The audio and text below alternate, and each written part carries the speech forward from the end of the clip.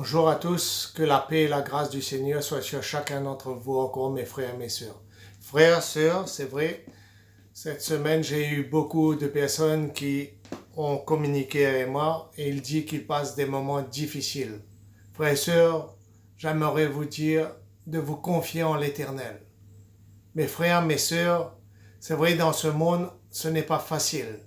C'est difficile jour après jour. Mais avec le Seigneur, tout est possible. Donc aujourd'hui, si vous voulez bien, j'aimerais vous lire le psaume 23. Que l'Éternel dit qu'il est notre berger, il est notre maître. Alors attachez-vous à ce maître. Attachez-vous à ce berger. Criez vers lui. Malgré dans les difficultés, malgré dans les malheurs, mes frères, mes sœurs, vous qui êtes peut-être à La Réunion, vous qui êtes en France, vous qui êtes dans les pays du monde, attachez-vous à Dieu. Criez vers ce Dieu qui est grand et tout-puissant. Le psaume 23, beaucoup le connaissent, c'est un psaume de David qui dit « L'Éternel est mon berger et je ne craindrai rien. Il me fait reposer dans les verts pâturages, il me dirige près des eaux paisibles. » Criez vers ce Dieu pour qu'il puisse nous faire reposer, pour qu'il puisse prendre nos soucis, nos problèmes, nos difficultés, pour qu'il puisse accomplir sa volonté en chacun d'entre nous. Il restaure mon âme et il me conduit dans les seins de la justice à cause de son nom, dans les sentiers de la justice à cause de son nom. Si nous restons justes, si nous restons accrochés à ce Dieu, il accomplit toutes choses pour nous et il le fait pour que vous et moi, nous puissions avoir de la joie et nous puissions être dans la paix. Il nous dit ceci au verset 4, « Car quand je marche dans la vallée de l'ombre de la mort, je ne craindrai aucun mal, car tu es avec moi. Ta houlette et ton bâton, voilà, nous rassure. » Sa houlette, sa protection, sa main, sa divinité sur nous nous rassure. Malgré les gens se retournent contre nous, malgré que nous soyons souillés, malgré, je dirais, que nous soyons haïs, mais continuez à prier ce Dieu qui est bon et tout-puissant, mes frères, mes sœurs, dans ce monde. Car l'Éternel est notre berger, l'Éternel est notre maître. Tu dresses devant moi une table. En face de mes adversaires, tu me oins d'huile, ma tête et ma coupe débordent. Oui, Seigneur. Tu dresses devant de mes ennemis une table. Ta table.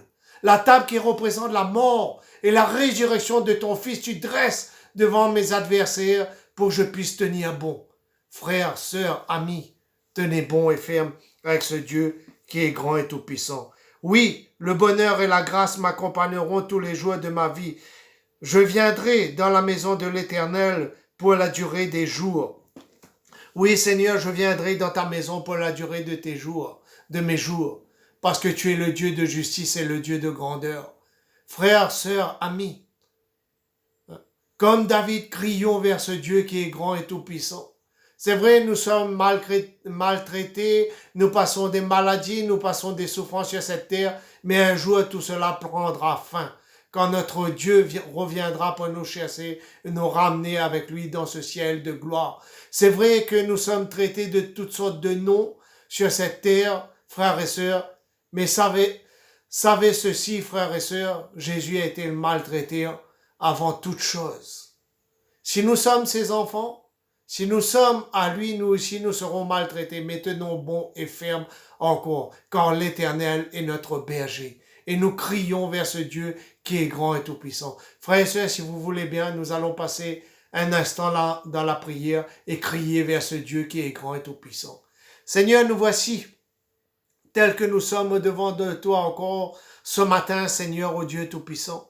Viens encore accomplir, Seigneur, ta volonté, ta grâce encore, Seigneur, en chacun d'entre nous, Seigneur, ô Dieu tout-puissant. Seigneur, donne-nous force à marcher dans ce monde, Seigneur, la tête haute, Seigneur, sans devoir à personne, Seigneur, et Seigneur, en te louant, te glorifiant et en te donnant la première place dans nos vies, Seigneur.